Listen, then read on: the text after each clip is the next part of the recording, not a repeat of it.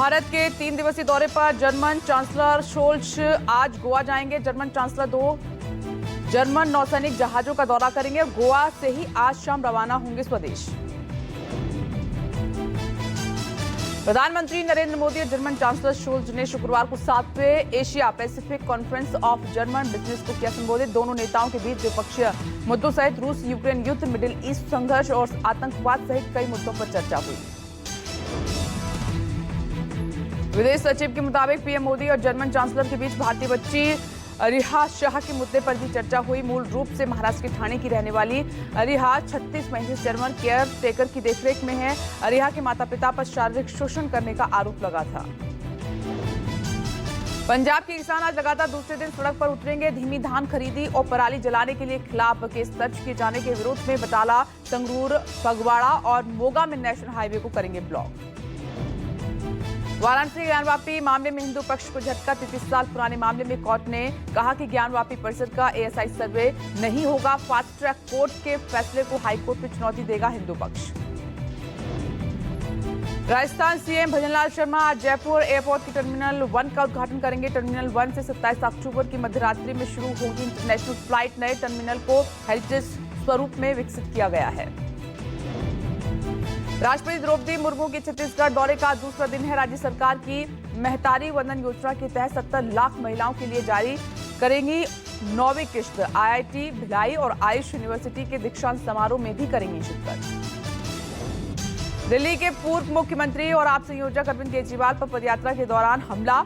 आपका आरोप बीजेपी के गुंडों ने किया है हमला। विकास प्रेम पदयात्रा के दौरान केजरीवाल से हुई मारपीट की कोशिश। दिल्ली सीएम आतिशी ने आप संयोजक पर हमला करने वालों को बताया बीजेपी का गुंडा। मुख्यमंत्री आतिशी ने आरोपी शख्स की तस्वीर जारी की। रोहित सहरावत नाम के आगे बीजेपी लगाया हुआ है। दिल्ली सरकार के मंत्री सौरभ भारद्वाज ने कहा कि बीजेपी को ईडी, सीबीआई और पुलिस की कार्रवाई से मन नहीं भरा तो अब केजरीवाल पर हमले करवा रही है। आप संयोजक अरविंद केजरीवाल पर हुए कथित हमले को लेकर गरमाई सियासत। सपा अध्यक्ष अखिलेश यादव ने बीजेपी पर साधा निशाना, कहा हिंसक होना हारने की निशानी है। दिल्ली बीजेपी अध्यक्ष ने केजरीवाल पर हुए कथित हमले को प्रोपेगेंडा बताया है। कहा कि विकासपुरी के स्थानीय लोगों ने जब जमानती केजरीवाल से खुद को बिजली, पानी और सड़क के नाम पर ठगे जाने का हिसाब मांगा तो केजरीवाल बौखला गए। महाराष्ट्र चुनाव को लेकर कांग्रेस सीईसी की बैठक हुई। बैठक में राहुल गांधी, खड़गे के साथ महाराष्ट्र कांग्रेस के नेता मौजूद रहे। बची 40 सीटों पर चर्चा। गुरुवार को 45 सीटों पर हुआ था ऐलान। कांग्रेस सीईसी की बैठक को लेकर सूत्रों के हवाले से बड़ी खबर। मुंबई और विदर्भ की सीटें उद्धव की यूवीटी को दिए जाने से राहुल नाराज। प्रदेश कांग्रेस नेताओं की चयन प्रक्रिया से भी नाखुश। नाराज होकर बैठक बीच में छोड़ी। महाराष्ट्र कांग्रेस अध्यक्ष नाना पटोले ने सीईसी बैठक के बाद कहा कि शनिवार को दूसरी और तीसरी लिस्ट आ जाएगी। एमवीए में दरार की अटकलों को सिरे से खारिज किया। महाविकास आघाड़ी को समाजवादी पार्टी का अल्टीमेटम। अबू आजमी बोले कि 5 सीटें नहीं दोगे तो 25 सीट पर लड़ेंगे चुनाव। आज तक का दिया है अल्टीमेटम। कहा कि कांग्रेस से पहले भी मिल चुका है धोखा। महाराष्ट्र चुनाव को लेकर महायुति गठबंधन में भी 12 सीटों पर अटका हुआ है पेंच। डिप्टी सीएम और एनसीपी नेता अजित पवार की मीडिया से गुजारिश, अटकलों को ना दें हवा। कहा जा रहा है आज आ सकती है महायुति की नई लिस्ट।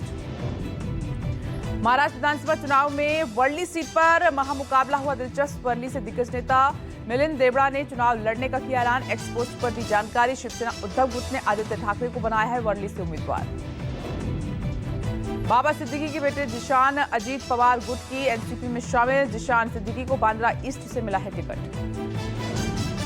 एनसीपी में शामिल होने के बाद जिशान सिद्दीकी ने कहा कि मेरे और मेरे परिवार के लिए एक भावनात्मक दिन है। इस कठिन समय में विश्वास करने के लिए मैं अजीत पवार, प्रफुल्ल पटेल, सुनील तटकरे का आभारी हूं।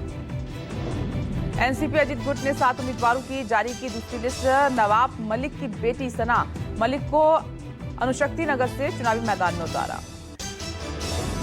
देवेंद्र फडणवीस ने दाखिल किया नामांकन। संविधान चौक से आकाशवाणी चौक तक निकाली रैली। नागपुर दक्षिण पश्चिम विधानसभा क्षेत्र से चुनाव लड़ रहे हैं देवेंद्र फडणवीस। यूपी उपचुनाव में जीत के लिए इंडिया गठबंधन ने कसी कमर। कांग्रेस ने गठित की समन्वय समिति। पार्टी प्रदेश अध्यक्ष अजय राय का बयान, सभी सीटें जीतने के लिए मिलकर काम करेगा गठबंधन। अखिलेश यादव ने कहा कि करहल की जनता सिर्फ इस चुनाव में नहीं बल्कि 2027 के चुनाव में भी तेज प्रताप के पक्ष में, समाजवादी पार्टी के पक्ष में ऐतिहासिक परिणाम आएगा।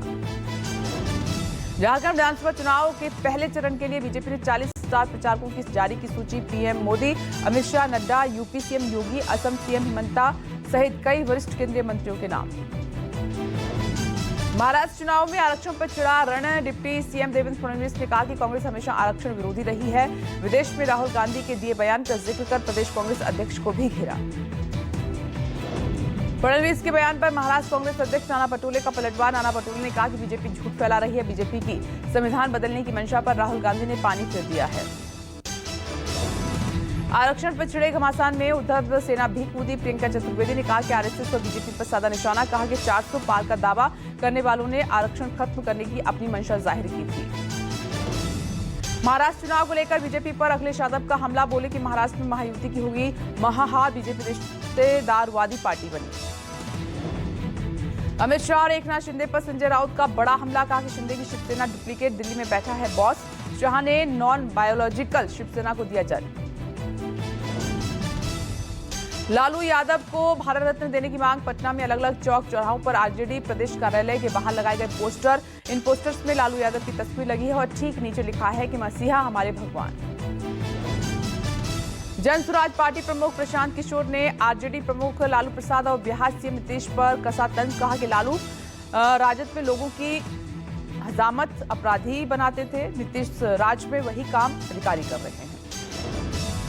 कांग्रेस नेता लोकसभा में नेता प्रतिपक्ष राहुल गांधी ने एक्स पर एक वीडियो शेयर किया है। एक सैलून में शेविंग कराते दिखाई दे रहे हैं राहुल गांधी ने नाई से बातचीत कर उसकी हालत जानी। राहुल ने उसका वीडियो शेयर करते हुए लिखा, कुछ नहीं बचता। दिल्ली के उत्तम नगर के कुंभकार कॉलोनी पहुंचे कांग्रेस सांसद राहुल गांधी ने कुंभकार परिवारों से मुलाकात की और उनका हालचाल भी जाना। चेन्नई में शुक्रवार को एक स्कूल में संदिग्ध गैस रिसाव से मचा हड़कंप। कई छात्र तबीयत बिगड़ने के बाद अस्पताल में किए गए एडमिट। एनडीआरएफ ने मौके पर पहुंचकर की जांच। कहा कि गैस की दुर्गंध नहीं हुई महसूस। जम्मू कश्मीर के उपराज्यपाल मनोज कुमार सिन्हा ने गुलमर्ग आतंकी हमले में शहीद जवानों को पुष्पांजलि अर्पित कर श्रद्धांजलि दी। आतंकी हमले में 3 जवानों की शहादत के साथ 2 मजदूरों की भी मौत हुई।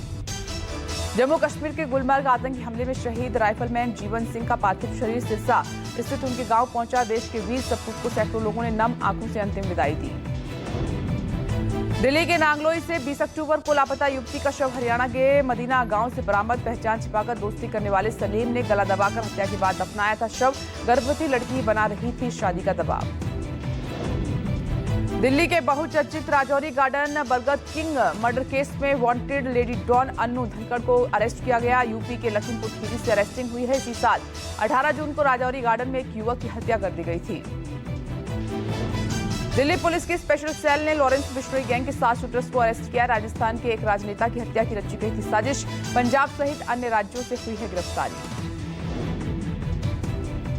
मुंबई के बाबा सिद्दीकी मर्डर केस में 15वां आरोपी अरेस्ट और पंजाब के लुधियाना से गिरफ्तार हुआ सुरजीत कुमार। मुंबई पुलिस ने पंजाब पुलिस की मदद से अरेस्ट किया है।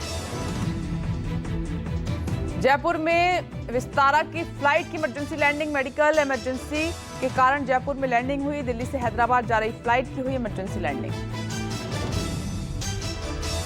यूपी के नोएडा में त्योहारी सीजन के मद्देनजर पुलिस चला रही है एंटी ड्रंक एंड ड्राइव अभियान। शुक्रवार की रात पुलिस ने कई गाड़ी चालकों की anti drunk and drive case में जांच की।